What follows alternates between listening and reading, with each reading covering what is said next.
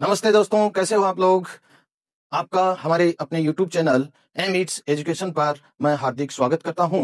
आज हम बात करने वाले हैं वीडियो एग्जाम 2025 के साइंस से पेपर की।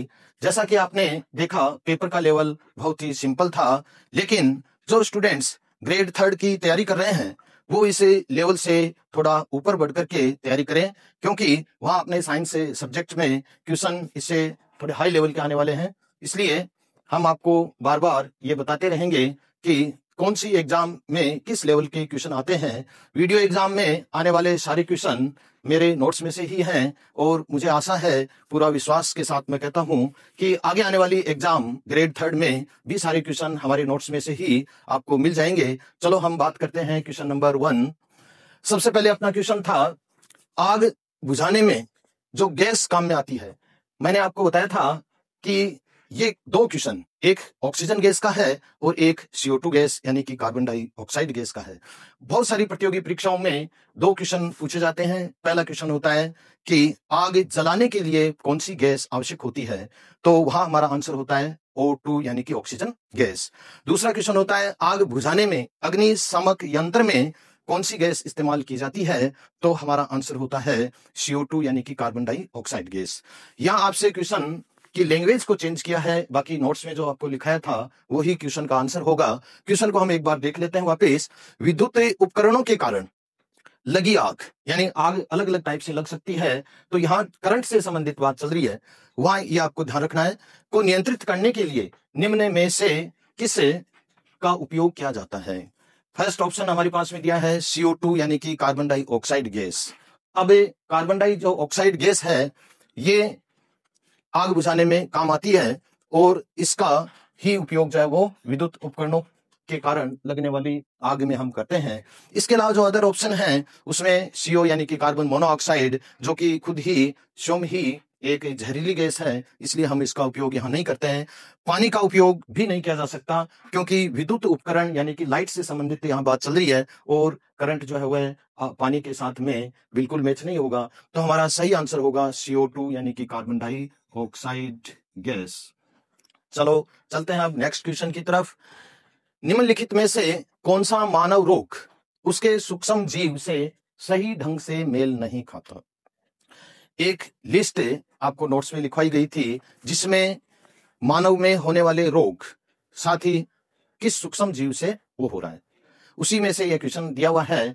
तो मानव में हम जानते हैं बहुत सारे जो सूक्ष्म जीव हैं उनसे रोग डिजीज फैलती है, जैसे कि प्रोटोजोआ जनित रोग, इसके अलावा बैक्टीरिया से होने वाले रोग, साथ ही वायरस से होने वाले रोग। वहीं से यह क्वेश्चन लिया हुआ है। हम जानते हैं कि खसरा विषाणु जनित रोग है, तो यहाँ पर ये पूर्णतः सही बात है। उसके बाद में हैजा जीवाणु जनित, जैसा आपको नोट्स में लिखा हुआ है, हैजा एक विब्रियो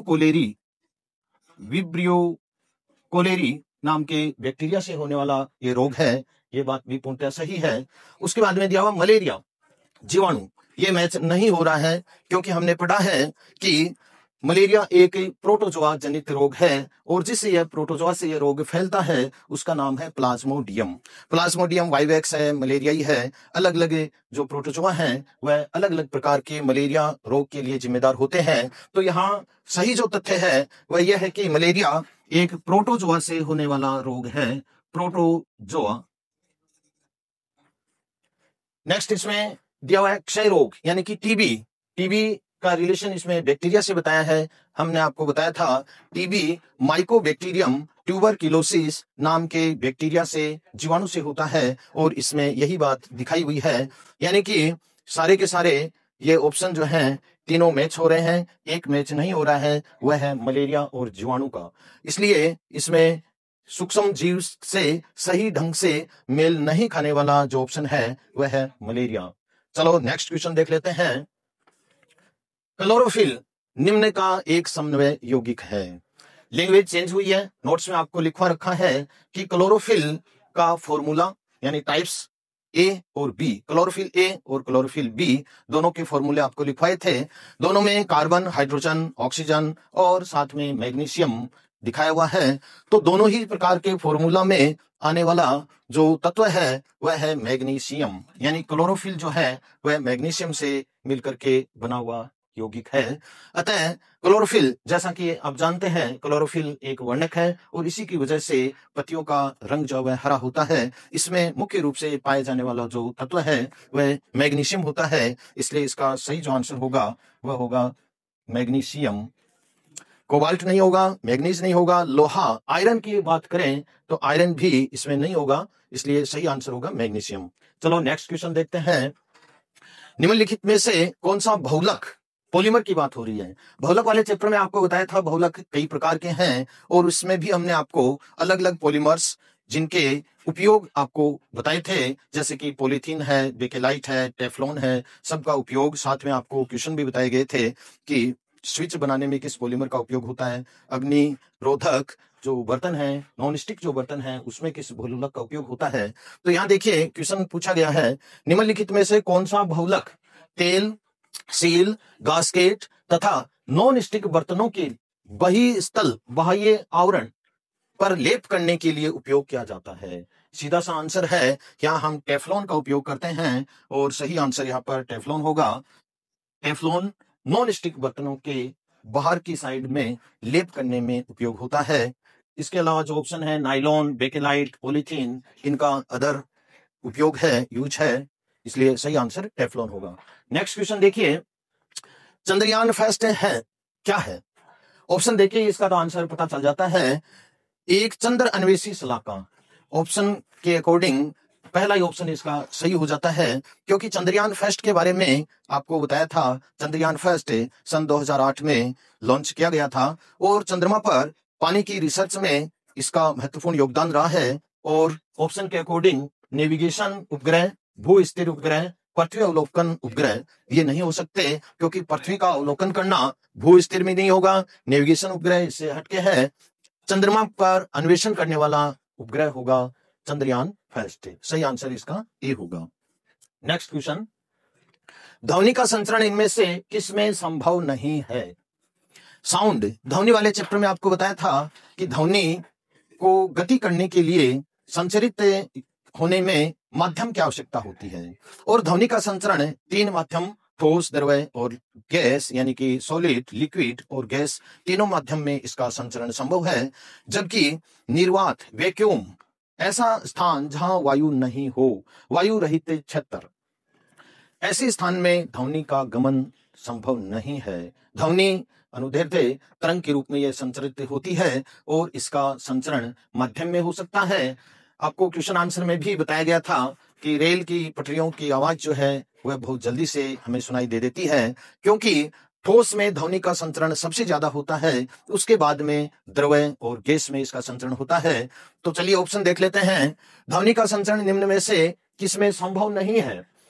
वायु में, लोहे की छड़ में, पानी में, ये सारे के सारे माध्यम हैं, यहाँ ध्वनि संचरित हो जाती है। तीसरा ऑप्शन आपको दिया हुआ है निर्वात, यानी कि वैक्यूम, वायु रहित क्षेत्र, यहां ध्वनि का संचरण संभव नहीं होता। नेक्स्ट क्वेश्चन, पृथ्वी के वायुमंडल में निम्नलिखित में से कौन सी गैस सबसे अधिक मात्रा में पाई जाती है। नोट्स में आपको बताया गया था वायुमंडल में पाई जाने वाली गैसों का प्रतिशत अलग अलग आपको बताए गए थे परसेंटेज।